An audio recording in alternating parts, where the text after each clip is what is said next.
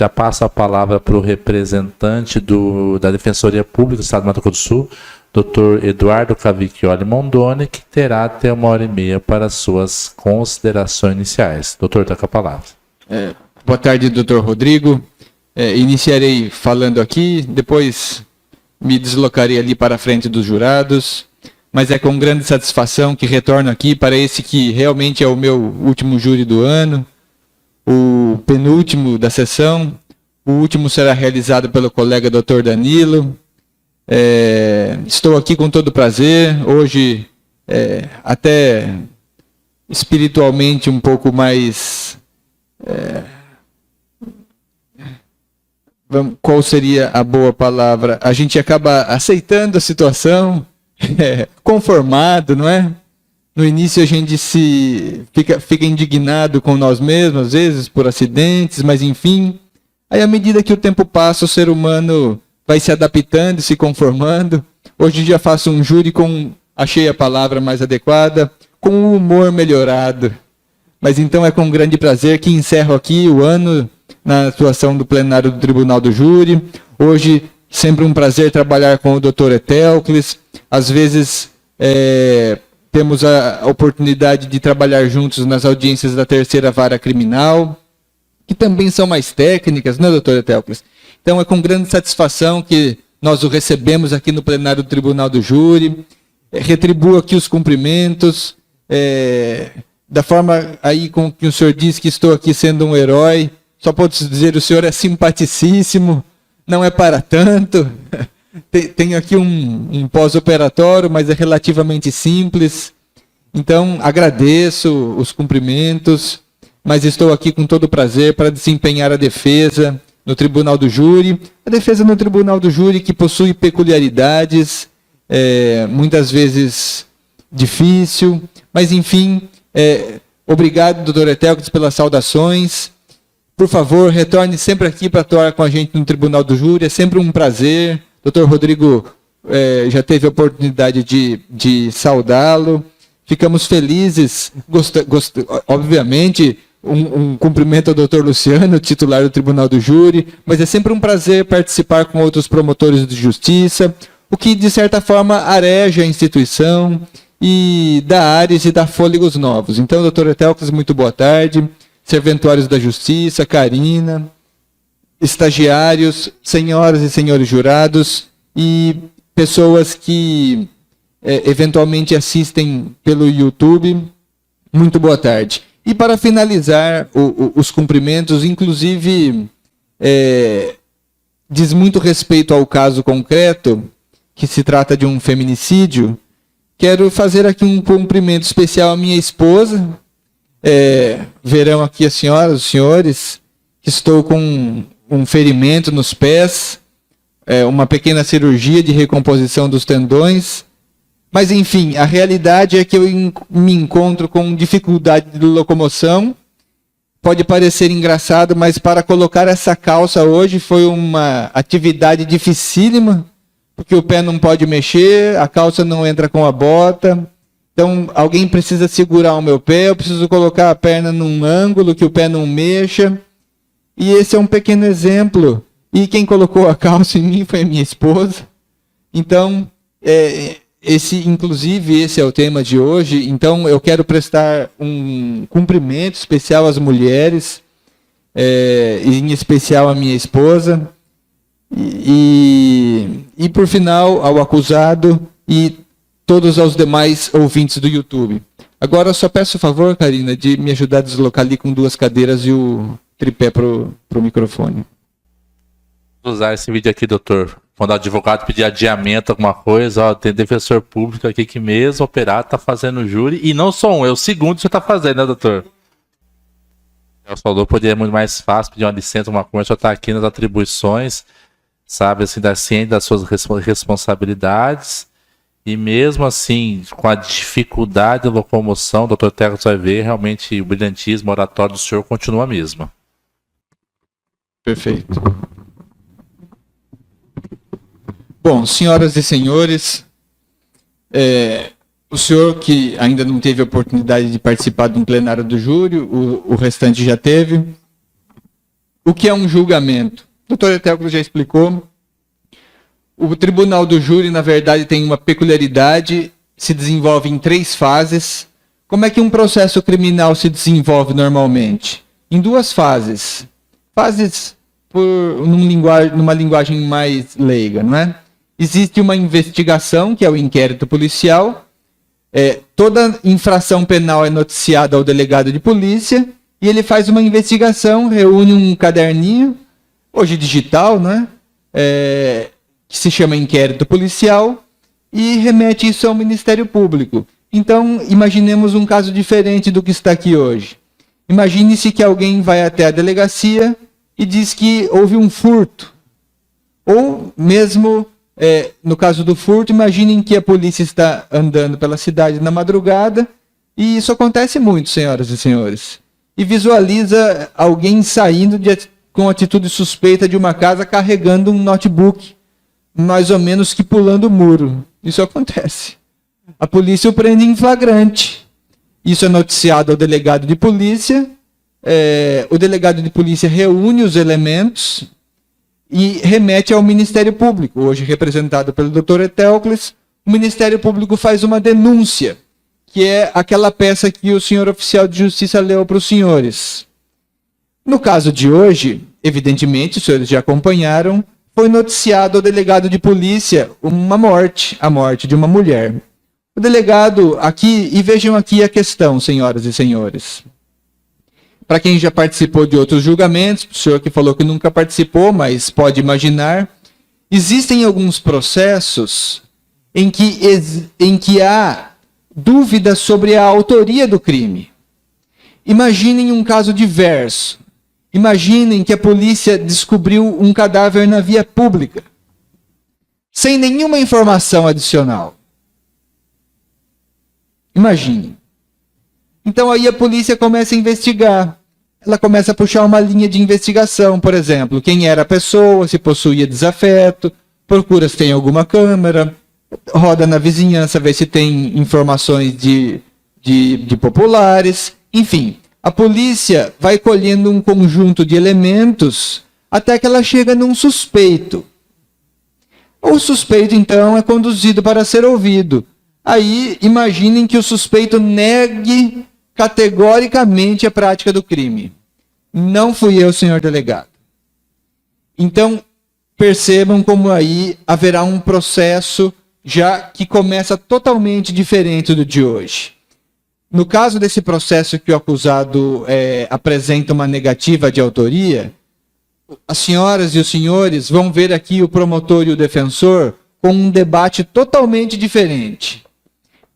O promotor e o defensor irão analisar 99% do tempo as provas que estão no processo.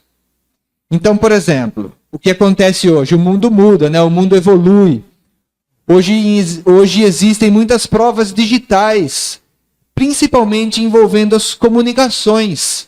Então, por exemplo, imaginem que a polícia chegou até um suspeito e aí o delegado e o promotor pediram para que a operadora de telefonia informasse onde estava o celular do suspeito no dia do crime. E aí as senhoras devem saber, os senhores devem saber, que as torres de telefone celular, elas estão captando agora os sinais dos nossos aparelhos. Então a operadora é capaz de dizer que hoje os senhores estiveram aqui. Então imaginem que aparece aí no processo, olha, fulano de tal morreu, ele tinha uma desavença por algum motivo com o suspeito, e o celular do suspeito estava naquele local no dia do crime, e o suspeito mora em uma região diversa, trabalha em uma região diversa, não possui mãe ou parentes nessa região, enfim. Haverá aí um conjunto de elementos que, no final, os senhores jurados terão que decidir, na convicção dos senhores, quando forem votar, se foi o acusado que matou ou não a vítima. Então existiria aí uma dúvida sobre a autoria do crime. E percebam hoje que isso não existe. O acusado, ele confessa que efetuou os disparos que levaram a vítima à morte. Então hoje as questões estão totalmente focadas na capitulação do fato. E o que é a capitulação do fato? Aqui a questão se torna um pouco mais técnica. Porque vejam bem, olhem que interessante, e estendendo os cumprimentos, as minhas duas filhas, hoje é um dia de feminicídio, eu tenho uma esposa que está tratando de mim, e eu tenho duas filhas. E eu já tenho uma filha que está prestes a completar 16 anos, inclusive está aí pensando o que vai fazer. Talvez não seja direito, mas enfim, ela se interessou, eu contei brevemente o fato. Ela perguntou se era ele. Falei sim, ele é um acusado confesso. E aí a pergunta intuitiva que ela fez, que as pessoas costumam fazer, e é o que nós vamos debater aqui hoje, aí ela me fez uma pergunta intuitiva. Ela perguntou assim, mas pai, o que você vai falar então?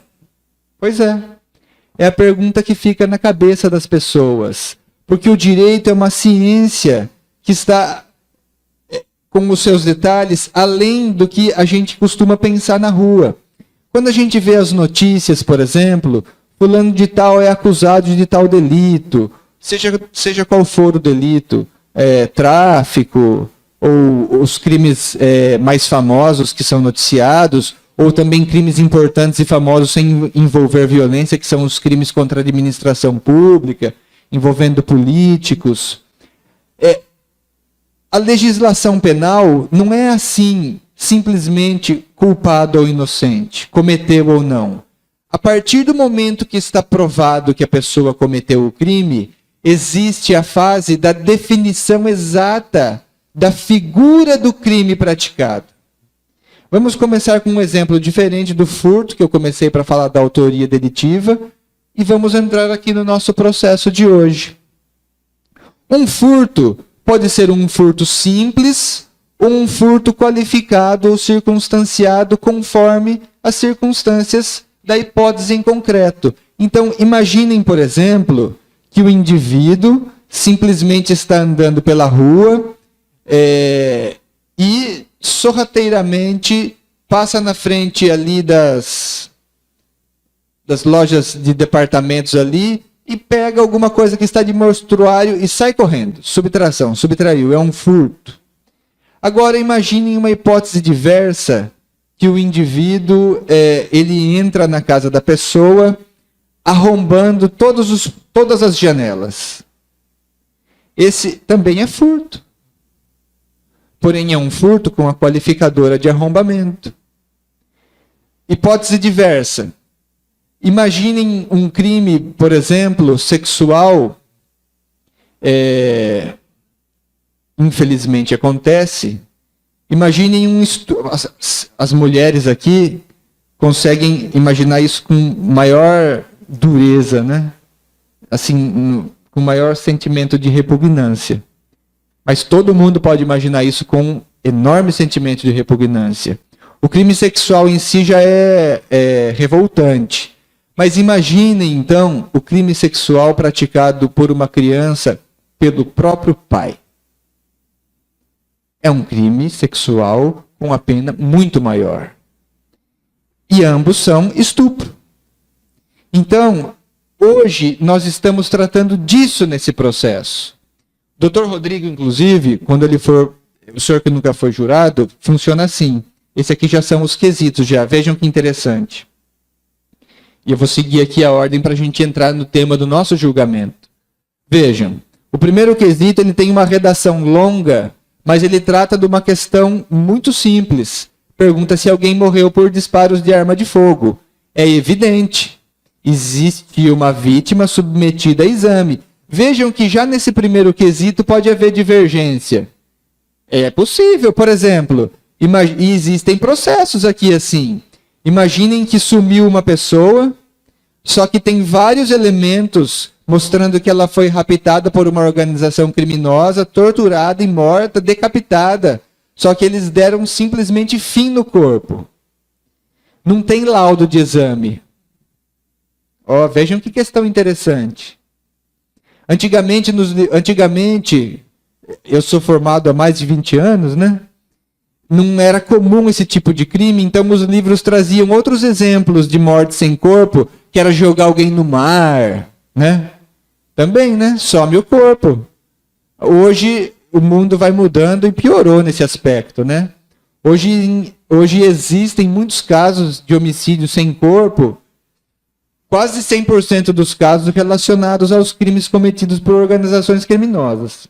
Então, nesse primeiro quesito já poderia haver dúvida. Porque imaginem que num caso desse, em que falam que a vítima foi morta por uma organização criminosa, mas imaginem que existem outros elementos dizendo assim, não, esse cara simplesmente fugiu, ele está com medo de ser morto. Parece que viram ele lá em Pedro Juan Cabaleiro. Nossa, aí pode ser que tenha vários elementos no processo que tragam uma dúvida para o jurado se a pessoa morreu ou não. Percebem? É evidente aqui eu só estou ilustrando, porque é evidente que a pessoa morreu. Existe um laudo. Enfim, o Dr. Rodrigo vai explicar, o senhor que nunca foi jurado, ele lê esse quesito e ele vai dizer aqui assim, ó, senhores, nesse aqui, tanto o promotor de justiça quanto o defensor público, evidente, concordam que a resposta é sim, porque a pessoa morreu. E aqui também, nesse júri de hoje, não se trata de uma negativa de autoria. Não se trata disso. Ele é confesso. Se os senhores participarem do próximo julgamento, pode ser que sim, pode ser que não, pode ser que tenham já que decidir no próximo, são 3 réus. Se um deles ou todos eles foi ou não o autor do crime. Vejam que interessante. O debate todo irá girar sobre provas. Também não é o caso de hoje. Os senhores acompanharam a leitura, viram o interrogatório dele na fase policial, escutaram ele hoje aqui depondo, e ele confessa que ele deu os tiros. Então, o doutor Rodrigo vai explicar que no quesito número 2, tanto o promotor de justiça quanto o defensor, evidente, porque isso está nos autos, foi ele o autor dos disparos. Aqui, senhoras, existe o quesito absolutório, que na grande maioria das vezes versa sobre a legítima defesa. Também não foi alegado aqui hoje. E eu sou defensor, sou formado em direito, né? Defensor público, advogado de quem não tem um advogado particular. Aqui poderiam haver teses, absolutórias, mas nenhuma foi alegada, uma tese que absolva o réu. Não se trata de uma legítima defesa, não se trata. Então, todas as questões que agora irei expor estão a partir do quesito 4, 5, 6. Na verdade, o quesito 4, 5 e 6. Por quê? O quesito número 7 trata simplesmente se o crime foi praticado por uma mulher em contexto de violência doméstica dentro de sua própria casa na relação de afeto. Sim. Então é uma questão objetiva. É óbvio. Sim. O crime foi praticado contra uma mulher dentro de sua casa, envolvendo a relação íntima de afeto. Então, não existe como haver qualquer divergência em relação a isso. A vítima era uma mulher. Isso é biológico, não é? É biológico, está no laudo. O crime foi cometido dentro da casa dela, envolvendo a discussão acerca de ciúmes e eventual traição pelo companheiro. Então se trata aqui do contexto de um crime em contexto de violência doméstica. Então, o juiz irá expor para os senhores. O debate estará no quesito número 4, no quesito 5 e no quesito número 6. E haverá no final aqui, farei para os senhores uma explicação muito técnica sobre o crime de porte de arma de fogo, que é um acessório, obrigatoriamente deve ser quesitado, e deixarei isso ao final. Então vamos lá. O que há aqui para ser deliberado pelos senhores fora do campo da dúvida do processo? Tudo isso para mostrar, então, que até aqui, sobre quem foi, sobre se alguém morreu, sobre se era uma mulher, isso não há dúvida. Então, o que será colocado pela defesa, por mim, são as questões do quesito número 4, 5 e 6. E vamos começar, então. O quesito número 4 trata do motivo do crime. O acusado foi ouvido e ele alega que ele perdeu o controle, porque ele já estava há algum tempo desconfiando de sua companheira, de traição, mas no dia dos fatos, ela possuía manchas no corpo compatíveis com um ato sexual um pouco mais impetuoso. Ela tinha, segundo ele, ela tinha mordidas nos seios e marcas nas nádegas, em tese, compatíveis com alguém que levou tapas nas nádegas. Então, há marcas em tese compatíveis com a prática de um ato sexual um pouco fisicamente mais intenso. Isso, então, no dia dos fatos, levou a uma forte discussão. Aí ele começou a indagar e, nesse momento, ele alega que ela começou a dar risada e debochar da cara dele. Riu. E aí ele perdeu completamente o controle e fez o que fez. E aí existe uma questão interessante, que ela seria, inclusive, a hipótese apenas ser aumentada se ele soubesse disso, mas ele não sabia que ela estava grávida. Ela escondeu essa gravidez dele, pelo menos, e da testemunha que foi ouvida também, que era vizinha. Foi ouvida uma testemunha aqui que passou pelo local pouquíssimos instantes antes dos fatos. Olha, fazendo um parêntese aqui, a gente só dá valor para as coisas depois que a gente perde. A gente não agradece simplesmente por ter mobilidade plena. Incrível. Depois que você fica sem poder colocar um pé no chão, fritar um ovo se torna uma via sacra. Então é interessante isso, né? Fazendo um parêntese aqui. Inclusive, isso me levou a refletir como a gente, às vezes, no dia a dia, não tem paciência com alguma pessoa que, às vezes, possui alguma necessidade diferenciada. Eu estou aqui temporariamente assim, já estou impaciente, me virando. Imagine, então, uma pessoa que leva uma vida com limitações. Fica então aqui um parêntese, né? Existem os grupos vulneráveis. O júri de hoje trata sobre um grupo vulnerável. A mulher é considerada um grupo vulnerável no contexto da violência doméstica, né? Do contexto da violência. E um grupo super vulnerável é o dos deficientes físicos. É um grupo chamado hipervulnerável, né? Então imaginem uma mulher deficiente física e às vezes pobre. Então fica aqui então também adicionar o cumprimento, porque é incrível, a gente só dá valor para as coisas e percebe o quão difícil se torna o cotidiano para trazer um tablet numa distância de 4 metros. Foram alguns minutos. Mas vamos retornar. Se os senhores pegarem aí, nas folhas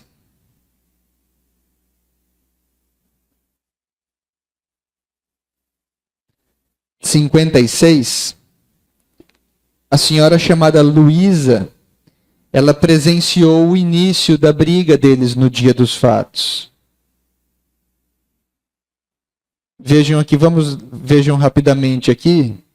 Podem já começar aqui, mais ou menos aí no início do depoimento dela, que por volta das 7 horas, um pouco mais, passava caminhando na frente da casa para comprar pão, que ouviu Gildete gritando e pedindo ajuda, me ajuda, que onde a depoente estava, ou seja, na rua, não conseguia ver o que ocorria, que resolveu ir até lá.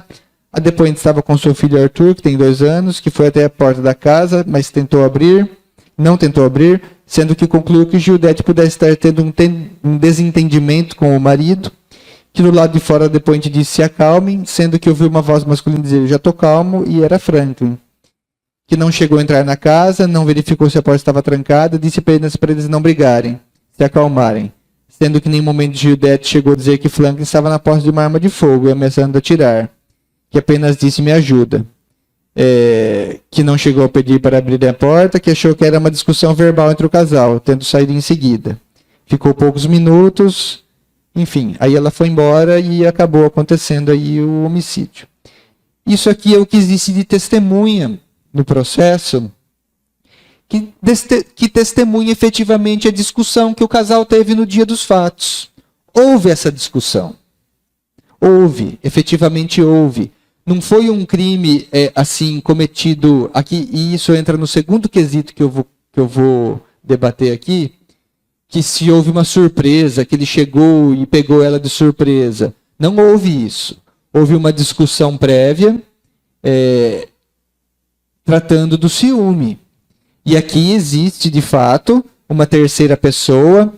Oxalá, não existe como voltar no tempo, né? Se existisse como voltar no tempo, certamente essa senhora deve imaginar na cabeça dela, se eu tivesse pelo menos jogado uma pedra na porta ali ou chamado a polícia, né? Poderia ter sido outro desfecho. Mas enfim, isso não é possível, né? Como eu não pularia lá no lugar onde eu pulei, enfim, né? Houve a discussão. Eles estavam discutindo sobre a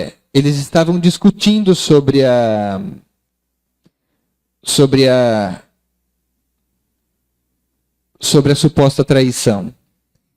E é interessante que essa gravidez dela foi ocultada das pessoas que foram ouvidas no processo. Ninguém sabia que ela estava grávida. Isso foi descoberto no exame necroscópico. E era uma gravidez de 3 meses, 10 semanas aproximadamente. Então, ela própria, muitíssimo provavelmente. Existem casos que a mulher chega grávida até o final e não sabe, mas enfim, isso não é o que ordinariamente ocorre. Principalmente quando é uma mulher bastante jovem, que o corpo tem uma regularidade britânica, não é? Ela era muito jovem. Então, muito provavelmente o corpo dela tinha uma regularidade, uma sensibilidade, né? Então, muito provavelmente, ela sabia que estava grávida e não revelou isso ao seu companheiro. Isso leva necessariamente a alguma conclusão de quem era o filho, de quem não era? Não, não foi feito esse exame. Não existe esse exame no processo. Mas o fato que parece ser verossímil, ou seja, que parece efetivamente condizer, e que é o fato, é que a discussão foi por ciúmes. Ele estava com ciúmes dela. Estava com ciúmes. O motivo é ciúmes. E aqui entra a questão jurídica. E mais do que jurídica, a questão filosófica até, sociológica, sobre qual que é o papel do ciúme no processo. Veja bem, o ciúme deve aumentar a pena. Talvez aqui a gente sempre tem jurados que são professores ou professoras, né? Mas quando perguntam para algum aluno qual que é o livro mais famoso que existe no Brasil, não sei se ainda é hoje, mas na época todo mundo falava, é Dom Casmurro. Dom Casmurro, porque todo mundo tinha sido obrigado a ler Dom Casmurro. Dom Casmurro, livro de Machado de Assis, tem como papel de fundo o ciúme do protagonista. Essa seria a obra talvez mais citada no Brasil. E no mundo inteiro, não só a literatura, mas toda a manifestação artística humana, artística ou não, sempre traz o ciúme como tema, que está na relação. O ciúme é humano. De fato, o ciúme é humano. Ninguém está livre disso. Aliás, o ciúme é mais do que humano. Para quem gosta e possui animais, às vezes os animais são mais ciumentos do que um ser humano. Acontece muito. Então, o pano de fundo aqui é o ciúme. É o ciúme. O crime foi cometido por ciúme. O motivo é ciúme. E no dia dos fatos, ele visualizou marcas no corpo da companheira. Isso levou o ciúme dele ao grau máximo. Houve uma discussão, a discussão foi presenciada por uma pessoa que passava na rua. Ou seja, não era uma conversa realmente amena. Se eles estivessem simplesmente conversando, normalmente, A mulher que estava passando na rua não ia bater lá na porta, falar: o que está acontecendo aí? Se acalmem. A frase que ela usou é: se acalmem, se acalmem, se acalmem. Ou seja, os ânimos estavam exaltados. Porque para que a gente empregue a frase se acalmem, evidente, é porque as pessoas não estão calmas, não é? Então estavam nervosos, ele estava nervoso por causa do ciúme. E essa é a pergunta número 4.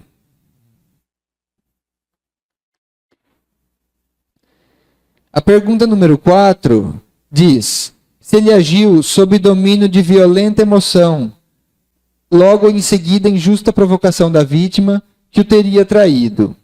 Aqui, claro, como o Dr. Etéocles já disse, é evidente que no mundo mais civilizado possível, diante de um quadro de traição, ou de desconfiança, de ciúme exacerbado, é evidente que o ideal é que o casal se separe. Se for casado, que faça um divórcio, né? Se não for casado e não tiver maiores vínculos, vai cada um para o seu lado. Se tiver filhos, regulamenta a pensão. Isso seria uma atitude desejável. Mas o ser humano, no seu dia a dia, na sua vida real, está muito longe disso. Principalmente quando nós tratamos, como quase sempre trata o processo penal, essa é a realidade, das camadas mais simples da população. Aqui é necessário, inclusive, ter esse olhar e esse viés. É claro que, por exemplo, um médico, ou alguém com grande formação intelectual, claro que também pode ter ciúmes, e vai ter. Mas dessa pessoa, realmente, nós podemos, às vezes, exigir um pouco mais de sensatez. O mundo dá a essa pessoa condições de ter um pouco mais de sensatez. E o mundo é assim. O mundo é assim. Inclusive, eu discordo muito, sem entrar aqui na discussão, que é longa e difícil, espinhosa, sobre aquele tema da meritocracia. A meritocracia não é uma verdade. Porque, vejam, a minha filha está estudando, diz que quer ser médica, ela estuda o dia inteiro, não tem que fazer nada, só estuda, tem cursinho, tudo que ela precisar, tudo. Qual é a condição de igualdade, imaginem, com ele, antes desse crime? Não é? Então é fácil falar assim: nossa, você tem que conseguir tudo pelo seu esforço. Tem, mas na maioria das vezes as pessoas não têm a mínima base para construir alguma coisa. Ele nasceu numa cidade chamada Iuçu, na Bahia. Natural de lá, estava aqui em Três Lagoas. A vítima também veio junto com ele. Imaginem então hoje um adolescente de 16 anos que está lá na periferia dessa cidade. Eu não sei se é grande, se é pequena, mas é interior da Bahia. Deve ser uma cidade precária, não sei.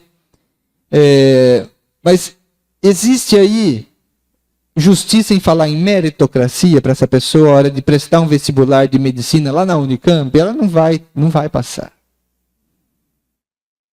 Não tem como, a competição é muito desigual. E aqui eu também quero trazer esse viés, mas para a condição da ponderação e do bom senso. Não se pode exigir desse acusado, dessa pessoa real, uma pessoa que veio, mudou de estado atrás de emprego, simples, o máximo grau da simplicidade possível, morava num assentamento, invasão. Não dá para a gente exigir que tenha aquela ponderação e aquela atitude de mediação e que tenha o espírito pacífico de resolver tudo com uma boa conversa, sem altercações. Não é essa a realidade. Eu tenho certeza que não é essa a realidade da grande maioria das pessoas simples do Brasil e dos países subdesenvolvidos. Um ambiente sereno, que propicia uma boa conversa. Não tem, gente. É totalmente o oposto. É um ambiente totalmente hostil, de briga, de agressão, não só de um marido contra a mulher, mas de crime, de organização criminosa, do cara que faz o tráfico na rua, do cara que pula Imagine que você é um trabalhador, mora num assentamento, o cara entra na sua casa e acontece. Pega a sua bicicleta que você pagou em 12 vezes, leva embora e você, se você for para cima dele, ele tira uma faca, você chama a polícia e não tem. É um ambiente duro. Então aqui, eu peço que no quesito número 4 e 5, que é justificada a violenta emoção dele no contexto de ciúmes, e de ter verificado marcas no corpo da vítima, que é justificado para ele, no caso concreto dessa pessoa, não ter ali o ânimo calmo e refletido que se exige de uma pessoa que teve todas as condições da vida para ter um ânimo calmo e refletido. E o mesmo tema está no quesito número 5, que aqui seria fútil, em virtude de desconfiar que está sendo traído. Vejam aqui a hipótese diversa. Vejam aqui uma hipótese diversa. Inclusive eu li isso ontem num livro que eu estou lendo, e isso acontece no mundo afora aí. É um livro, não vem ao caso, mas o caso é o seguinte: um indivíduo é rico, se passa na Rússia, mas ele é um aristocrata. Ele possui 2 amantes que ele paga. 2. Mas aí, quando ele desconfia que a esposa dele também tem um caso, ele fica possesso. Aí, nossa senhora.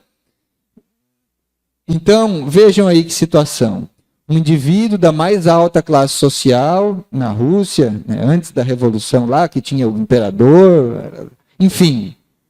Ele poderia ter todas as amantes, né? Ele tinha. Pagava, mas aí, como ele desconfiou da mulher dele, aí ele tem direito também de ser ciumento, porque é minha mulher. Então, veja aí, num caso desse indivíduo, poderíamos dizer que o ciúme aqui seria um motivo fútil. Mas esse também aqui não é o caso do nosso processo. As senhoras podem transferir esse caso para Três Lagoas. Peguem aqui o caso de alguém da alta sociedade, que todo mundo sabe que eventualmente esse indivíduo tem uma amante, porque é rico e tal, não sei o quê. Mas aí quando ele descobre que a mulher dele pode ter traído ele, não. Daí ele se torna violentíssimo e ciumento. Justo que seja um motivo fútil para ele. Justo. Não é o caso. Nós temos aqui um indivíduo que veio imigrado da Bahia, simples, trabalhador, tem a carteira. Agora não é mais, não está preso faz já um tempo. Estava trabalhando formalmente na época dos fatos, cheio de problemas sociais, provavelmente cheio de problemas afetivos. Alguém que muda assim de estado para morar num assentamento, ganhando pouco, sem estrutura física no sentido de recursos materiais, sem estrutura psicológica no sentido de uma formação para se virar bem na vida, uma formação mental. Então, para ele o ciúme não é motivo fútil. Porque para ele, convenhamos, aquele relacionamento naquele barraco era tudo o que ele tinha. Não tinha mais nada. É duro, né? É duro. Eu vou dar meu exemplo. Aqui. É interessante. quando a gente tem outras coisas, a gente se conforma. Mas e quando a gente perde tudo? Eu adoro esportes. Eu praticava atividades físicas 2 vezes por dia. Agora, faz 2 semanas que eu estou com o pé para cima. Nos primeiros dias, eu até falei no começo que eu agora já estou na fase de me conformar e esperar, né? Mas nos primeiros dias eu achei que ia ficar louco. Não tem como que eu vou ficar aqui e tal? Mas eu tenho outras coisas. Eu gosto de estudar, me atualizar. Eu gosto de ler fora do jurídico. Assisto coisas, às vezes procuro fazer alguma coisa espiritual. Então, eu perdi uma coisa temporariamente, mas eu fui para outra. Tinha uma opção. E quando você perde tudo que você tem, a única pessoa que você tem aqui, que foi o contexto do ciúme. Então, eu peço aqui no quesito número 5, que votem que para ele o ciúme não é motivo fútil. Fútil no dicionário, e aqui é definição de dicionário mesmo. Fútil é o que é totalmente insignificante, muito pequeno, minúsculo, irrisório, ínfimo. Então, no caso concreto, o ciúme não é motivo fútil. Aqui, para ele, lembrem-se que as senhoras não estão julgando nenhum fazendeiro com 2 amantes. As senhoras não estão julgando nenhum indivíduo desses figurões aí que mantém uma família paralela e tem ciúme da esposa. Não é o caso.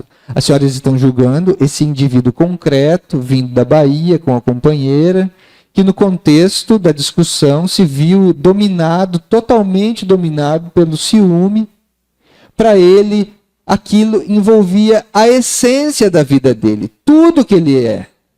Ele não tem mais nada. Senhoras, e olhem que interessante, às vezes a gente faz julgamentos morais, né? Às vezes a gente olha uma pessoa andando embriagada aí na rua e fala assim, nossa, tá bebendo o dia inteiro. Imaginem uma pessoa que não tem nada.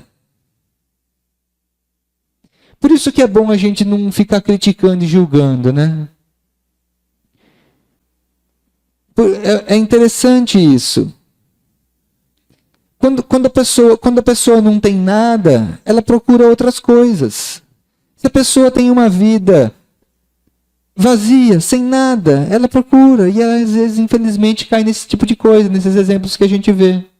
No caso aqui, era um indivíduo da Bahia, com a companheira da Bahia, morando num assentamento, num barraco. No dia dos fatos, já dominado anteriormente pelo ciúme, no dia dos fatos, visualiza marcas na companheira. Ela debocha.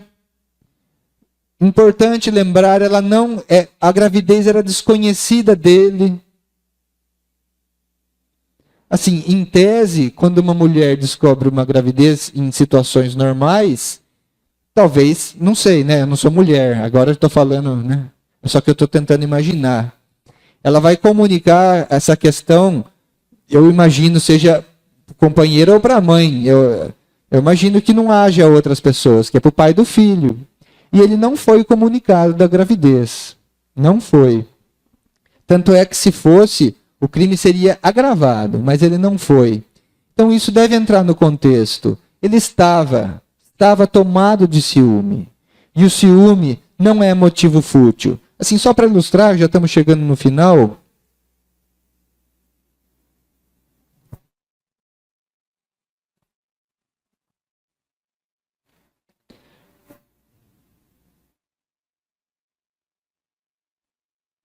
Vejam aqui.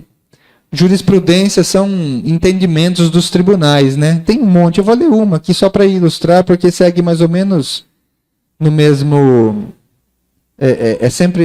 É a mesma ideia com outras palavras. Vejam aqui, ó.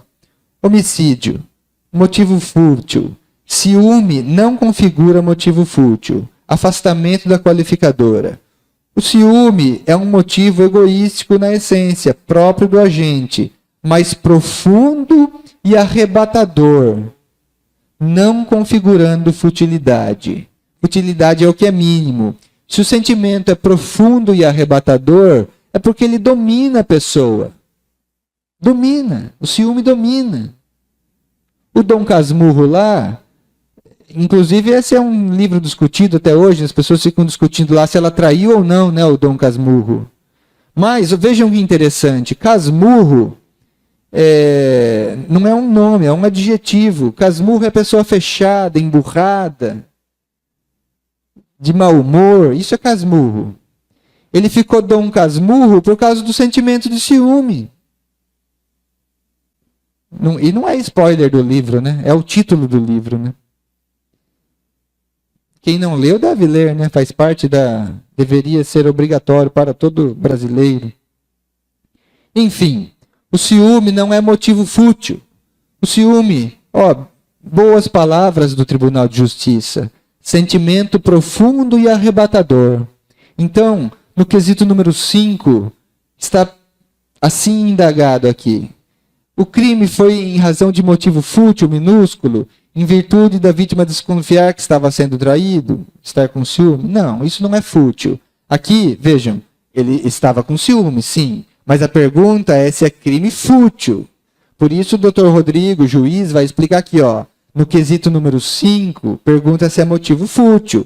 Aqui o pedido defensivo é que os senhores respondam não. Ciúme não é motivo fútil. Ciúme não é motivo irrisório, minúsculo. É motivo arrebatador, que domina a existência da pessoa se ela não controlá-lo. Então, o pedido aqui é não. E o 6 é uma questão mais objetiva. Se ele agiu mediante recurso que dificultou a defesa da vítima, que foi surpreendida. Ela não foi surpreendida. Eles estavam discutindo. E quanto a isso, existe a prova testemunhal. Os senhores e as senhoras leram,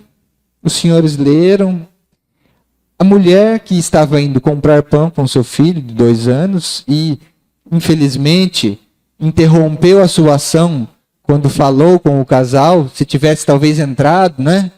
Mas não entrou, a porta estava fechada, provavelmente, ela também não tentou. Mas, enfim, há um depoimento de terceira pessoa, testemunha, demonstrando que efetivamente eles estavam numa calorosa discussão. Tanto é que as palavras utilizadas por ela foram, sucessivas vezes, se acalmem, se acalmem, se acalmem. Ou seja, eles estavam discutindo calorosamente. O ambiente estava quente, estava fervoroso. Então, nesse caso, não existe a qualificadora da surpresa. Essa qualificadora é de quem é tomado simplesmente entre aspas, de assalto, não assalto, roubo, né? É tomado sem perceber. Por exemplo, vejam que eu estou aqui sentado com essa perna para cima, é difícil até de olhar. Agora o doutor Etéocles, imagina que o doutor Etéocles fica nervoso aqui e, só né, brincando, imagina que ele pega esse copo de água e joga com tudo aqui na minha cabeça. Eu nem vi de onde veio. Esse é o modus operandi daqueles famosos crimes de emboscada, né? Que ocorrem ainda muitas vezes. A pessoa fica localizada, posicionada num determinado local. Quando a vítima passa, simplesmente ela recebe o disparo, nem viu de onde veio. Recurso que dificultou a defesa da vítima. E os exemplos de recurso que dificulta a defesa da vítima são inúmeros. Vítima dormindo, acontece bastante. Vítima sob efeito de drogas, acontece muito. A pessoa é drogada. Há casos vários, inclusive na comarca, né? De pessoa sob efeito de droga, dormindo. Então, nesse caso aqui, os exemplos são inúmeros, não precisam nem ser cinematográficos, como nos filmes que colocam uma bomba, né? Aí o indivíduo liga o carro lá, morreu. Sem chance nenhuma. Surpresa total. Nesse caso, havia efetivamente e demonstrada nos autos uma discussão do casal. Forte discussão. E no caso em que há discussão, não existe uma surpresa. E aqui também existem as jurisprudências. Desentendimentos anteriores, descaracterização da surpresa, discussão anterior, Vou ler só um aqui. Esse já é do Rio Grande do Sul. Não se admite a surpresa como meio que impossibilita a defesa quando o crime é precedido de discussão entre o réu e a vítima. Esse aqui é um livro de julgados de jurisprudência, né? Olha o tamanho, né? Em relação a todos os crimes. Existem milhares, né? Os julgados são produzidos todos os dias, né? A jurisprudência. Esse caso aqui não traz nenhum tipo de julgado vinculante, é uma questão técnica. Julgados são entendimentos dos tribunais. E nada mais plausível do que você, numa forte discussão, brigando, você falar que foi surpreendido. Não foi. Eles estavam lá discutindo. O motivo era ciúmes, mas a discussão havia. Então, ela não foi surpreendida. Houve uma discussão anterior, a testemunha foi ouvida. Então, na pergunta número 6, se o acusado agiu mediante recurso que dificultou a defesa, que foi surpreendida, peço que respondam não, porque ela não foi surpreendida. Houve uma discussão anterior provada nos autos. Essa é a série de perguntas em relação ao homicídio. Agora, existe uma pergunta aqui que se trata de uma questão extremamente técnica. O crime de homicídio, ele atrai o julgamento de crimes conexos. Vejam que aqui o legislador deveria rever esse tema, porque os próprios estudantes de direito têm dificuldades no início da sua vida acadêmica com essas questões técnicas, conexão, concurso de crimes, absorção, enfim. Mas olhem que coisa. O jurado, acho que ninguém aqui é formado em direito, né? Não, né? Enfim, o jurado, pessoa de fora da área, hoje, em pouquíssimos minutos, vai tratar de um tema aqui de conexão de crimes e o efeito da conexão dos crimes. E é obrigatório, está aqui a pergunta, tem que ser feita, vai ter que ser votada. E a tese que eu vou expor para os senhores, que os senhores vão deliberar, é a seguinte. O homicídio foi cometido através do uso de arma de fogo. As senhoras e os senhores devem saber que só o fato de ter uma arma de fogo, se ela não estiver devidamente registrada, já é crime. Já devem todos ter ouvido isso, né? Vejam que interessante. A pessoa só pode andar com uma arma de fogo, que é o porte de arma de fogo, se ela tiver essa devida autorização, que se chama porte de arma de fogo, concedida pela Polícia Federal, para casos específicos. Aí ela pode andar com a arma na cinta, né? Vamos dizer assim. Agora, as pessoas, em geral, na grande maioria, podem possuir uma arma de fogo. E possuir uma arma de fogo é ter ela dentro da sua casa. Mas essa arma deve estar lá regularizada também na Polícia Federal, registrada. Enfim, ele tinha essa arma, que foi usada para o crime, mas ela estava numa situação irregular. Porém, como essa arma foi usada para um crime muito mais grave, vejam que interessante, esse crime aqui, no contexto, os senhores ele, assim, perto de um homicídio, ele é minúsculo, mas ele é obrigatório aqui. Então, por isso que eu estou falando sobre isso. Mas como a arma foi usada para o crime, e como se trata de um crime minúsculo, mínimo, por exemplo, quase todas as pessoas que cometem esse crime de só ter uma arma e são primárias, elas nem respondem o processo, elas fazem um acordo, pagam um valor lá, arquiva, registra, beleza. Mas aqui não é o caso, né? Ele está preso, a arma foi usada. Então, o pedido técnico, isso se chama princípio da consunção. Consunção significa absorção. É que o crime muitíssimo menos grave seja absorvido pelo homicídio que ocorreu. E o Dr. Rodrigo depois vai explicar isso. Então, finalizo aqui, senhoras e senhores. Prestem atenção. A divergência, o Dr. Rodrigo vai explicar isso. Começa na pergunta número 4, apenas no número 4. A pergunta número 4 e 5 tratam do ciúme. A defesa pede que os senhores considerem o ciúme não como desfavorável a ele na situação real desse réu, que considerem o ciúme como favorável, não favorável no sentido de aplaudir, mas deve ser compreendido no caso concreto o ciúme. Aqui para ele é justificado, dada a realidade dessa pessoa. Não é fútil, jamais.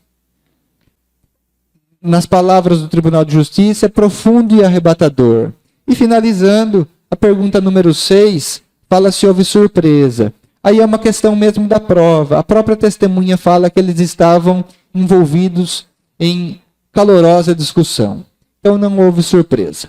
Muito obrigado, senhoras e senhores. Era o que tinha.